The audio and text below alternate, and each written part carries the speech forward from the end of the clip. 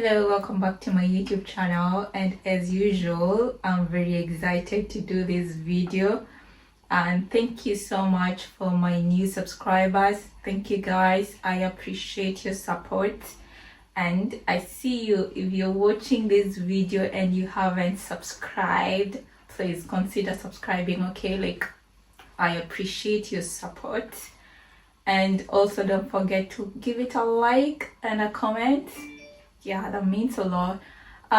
Today I have a very exciting video for most of you, because I've been getting a lot of questions on how to move to the UK, or how I managed to move to the UK. And most of you know that I moved as a student, because I've said before if you're watching my videos. So I'm going to be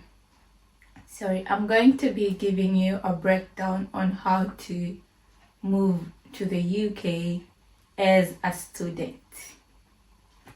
This is the right video for you, because literally I'm going to give you step by step on how to apply, or how to get into a university in the UK. So from getting the acceptance letter to visa process to getting into that plane, I know you can't wait. So let's dig in. I'm using my laptop just as a guide so that I won't forget what I'm going to be telling you guys. So the first thing first is, why should you move to the UK? And here are my 4 simple answers that I would give someone who asked me why I should move to the UK, or why I did consider moving to the UK. So the first thing first is, UK has short up degree programs. Considering if you want to do a master's degree, it's only 1 year program for most master's degree. Some are 2 years. So yeah, it's a short program that you can easily do it in a short period of time, and you'll be done with your studies and look for a job. The second thing is the UK has globally recognized universities. So if you do your studies here, your degree your degree certificate has a lot of weight, because this universities like Cambridge or Oxford or UCL, they are internationally recognized, which you can consider if you want to have that experience. The other thing is work opportunities, after or whilst you're studying, you can easily get a job. It's not easily, you can get a job, which is not so complicated to get any kind of job that you just want to do and earn money.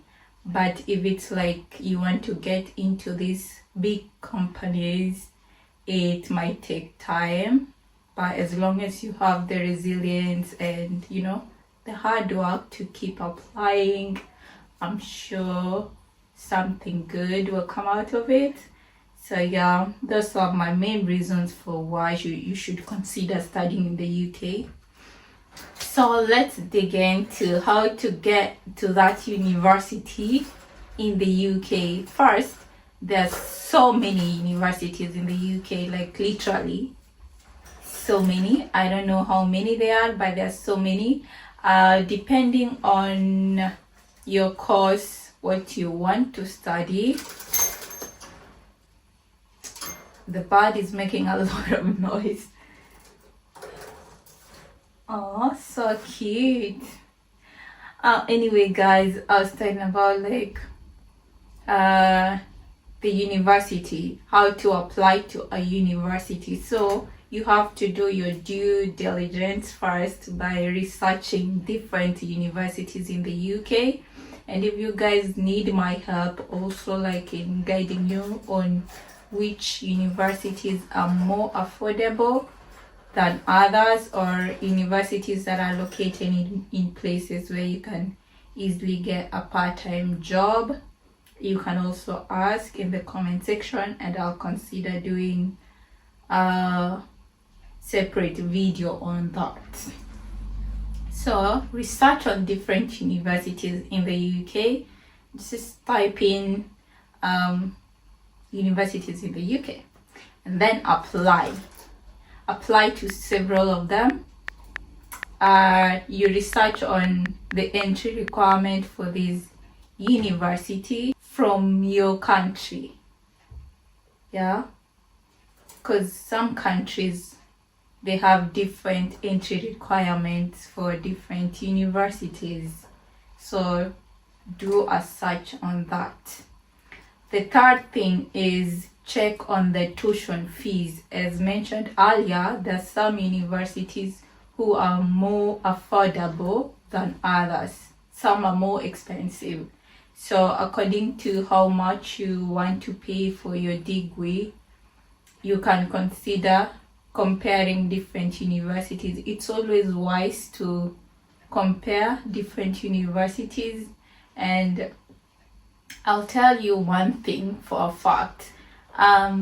Studies here in the UK are like top notch. So regardless of which university you attend, you're going to get the best quality of education. So don't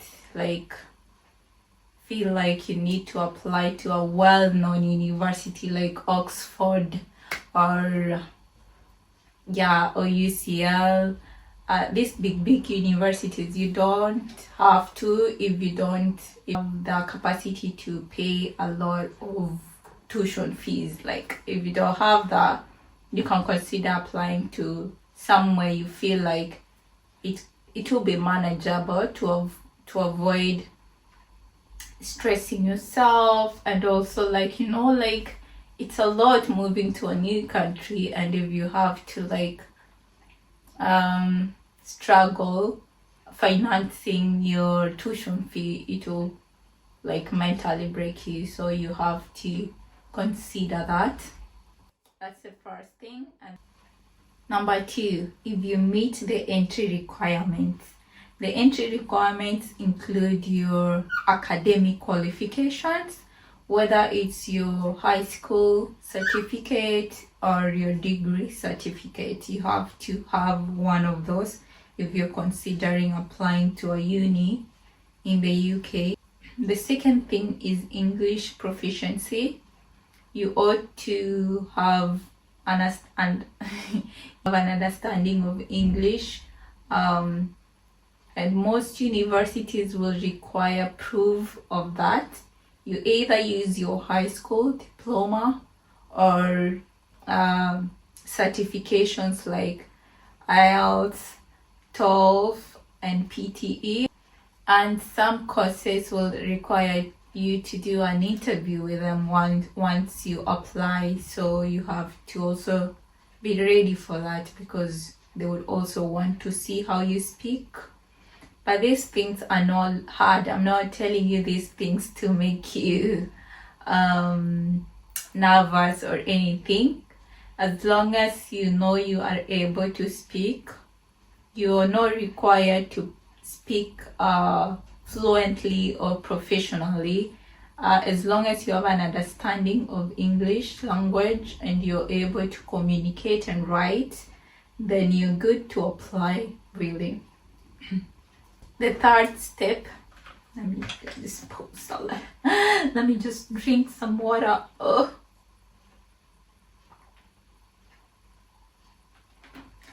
I don't know why I'm getting so exhausted. Sorry. The third step is applying and then getting an offer letter, which is normally exciting. After getting an offer letter, you're normally excited and you'll be like one step closer to your dream.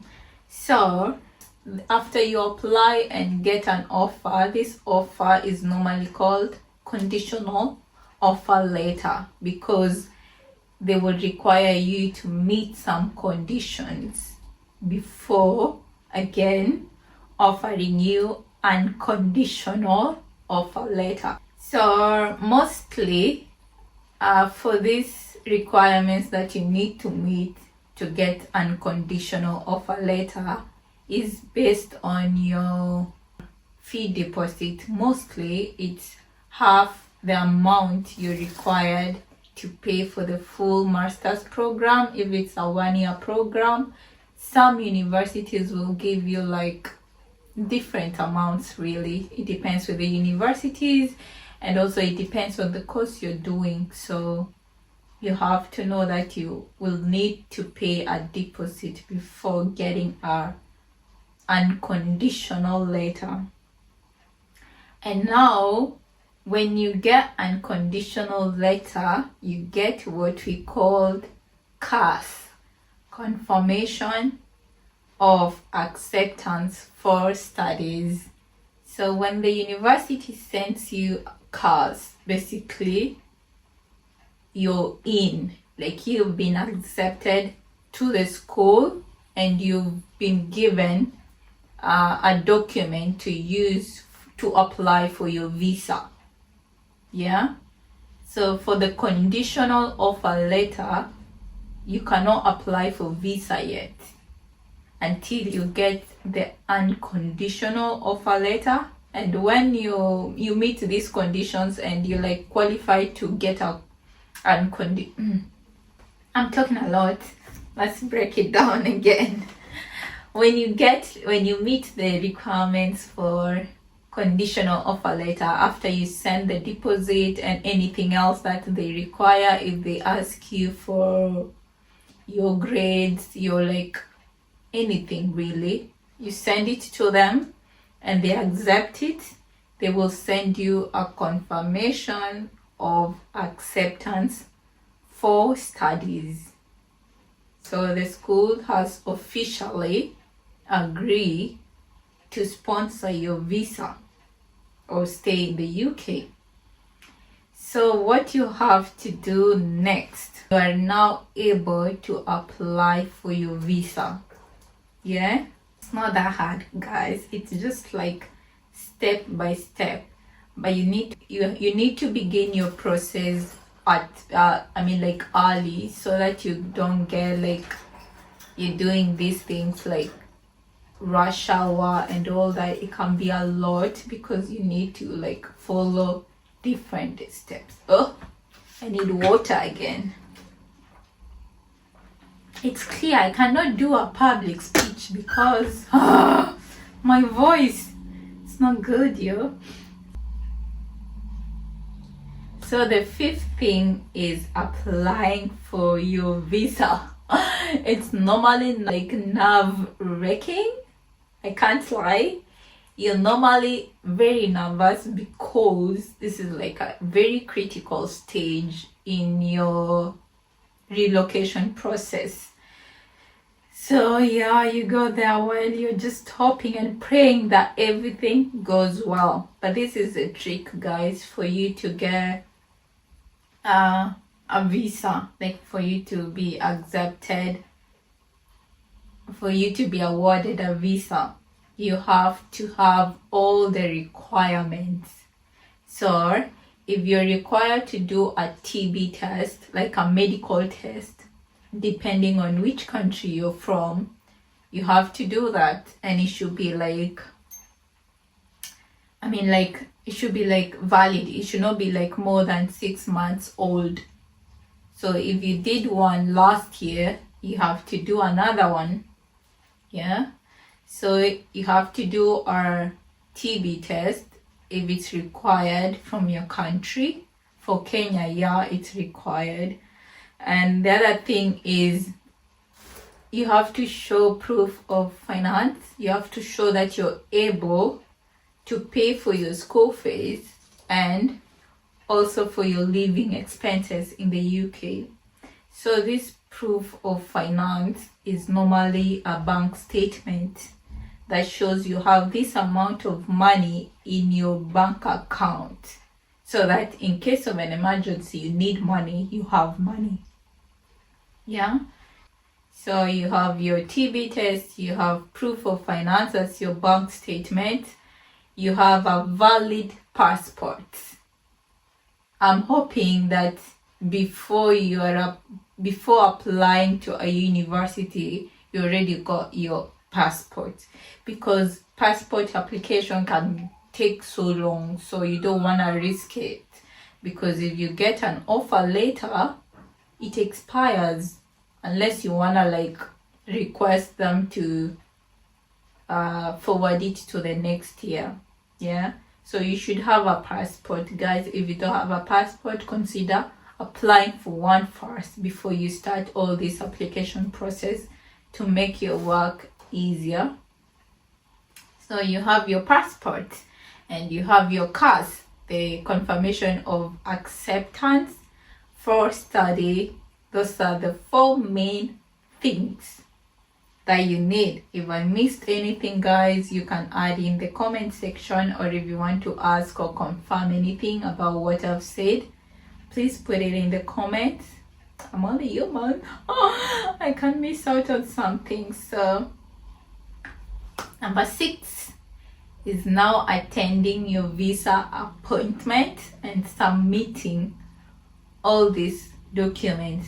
For most embassies, if I'm not wrong, you can submit them online, but it's good also to go with these documents physically. Remember, you might not or might need your birth certificates or ID, things like those. Just carry them just in case, okay? It's always safe to have all these documents, even if you know they won't ask you. So if you've already submitted them online, they will not ask you, but just in case they want to see a physical copy, just have them, okay? So you have, when you attend your visa appointment, you do what we call biometrics, where they take your photo and what are they called? Fingerprints. Yeah, they do that, and then you submit your documents. That is if they ask you, but if you've done it online, then you're good. If you didn't do it online, you can submit physical copies. For other countries, you have to wait long for your visa feedback. For some countries, it takes, 3 weeks or maybe 1 week, or to 6 weeks, really. So be patient. And hope for the best. I know, like, if you submit all those documents, like, you're not gonna go wrong, really. So I'm hoping that you get your visa, because the next stage is applying.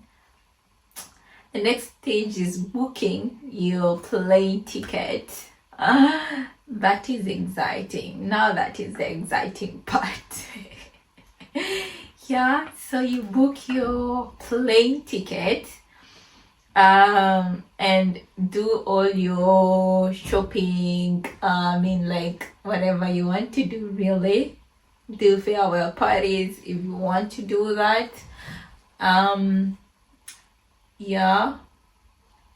What else? I don't know. Farewells to those you want to say bye to, and just hope for the best. When you move to a different country, it's always important to have a positive mindset. Things might not be easy at first, but you adapt and get along with everything else, the culture, the system, the structure, everything, really.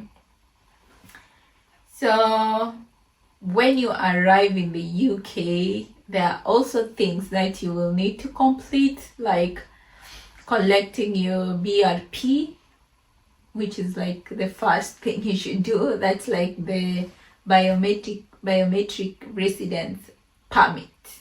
So we used to use a physical card, but nowadays it's called e-visa. It's online.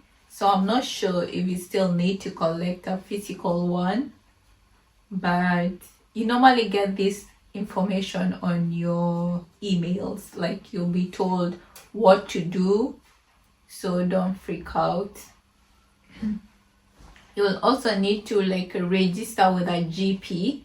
That's like a doctor. Yeah, so you register with one, because here you can see a doctor for free. So you register with a GP. It's called general practitioner. You register with one near your school or where you're living. Just in case you're sick, you can always call them and book an appointment to go to the hospital, which is great. I'm hoping you don't get sick, by the way, but sometimes it's, you know, unavoidable. And then the second thing you need to do, is it the second or the third thing you need to do, is open a bank account. Yeah, because if you start applying for jobs in the UK, you'll need a UK bank account. Yeah, and you'll be also paying for your rent. Yeah, really, so you need a bank account. It's very important. Open one, even if you don't have a job yet. Just have a bank account in the UK. You will need it. Get a SIM card, get a UK number if you can get it before coming here, or you can get it when you just arrive. It's important also, get one. And if you're student, if you go to your school and register, you do like online or physical registration, register for different student societies and make friends. That's really important for your, you know, like just your mental health and happiness. So extra tips. You have extra tips that I'm going to tell you before I end my videos. Extra tips for coming to the UK. So first, try and apply to sponsorships. Mostly they are like partial scholarships, or sorry, I said apply to sponsorships when I should have said to scholarships. So there are partial scholarships and fully funded scholarships. So if you qualify for partial scholarships, it's way better than just, you know, paying all the school fees. For different universities, they also give you a discount. So while you're doing your university search, check on that, because it really helps a lot. Just getting like a discount of £3,000, that's huge. So many universities offer that, so please check. Do your research on different universities. Don't just apply to one and that's it, if you want to get like good deals. Another tip is arrive early on your orientation weeks for these universities. It's very important to just create a positive outlook on yourself. Just be punctual, keep time. If you have like a course, your course orientation meeting with your course leader, please attend it. It's very helpful. Like I remember I attended mine and I created a really positive relationship with my course leader, and it went all the way to until I finished my program, really. There it goes again.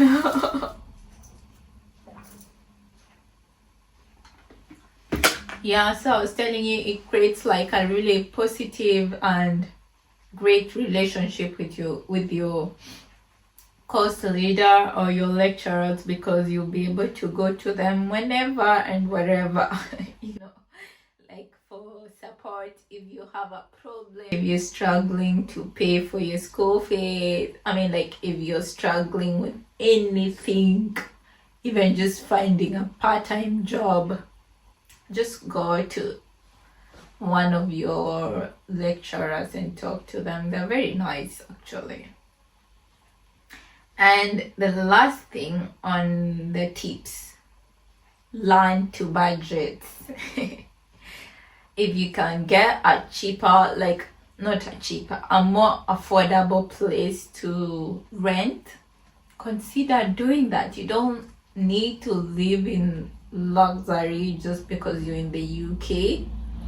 Get a studio apartment, like where you have your small bed, bathroom and toilet.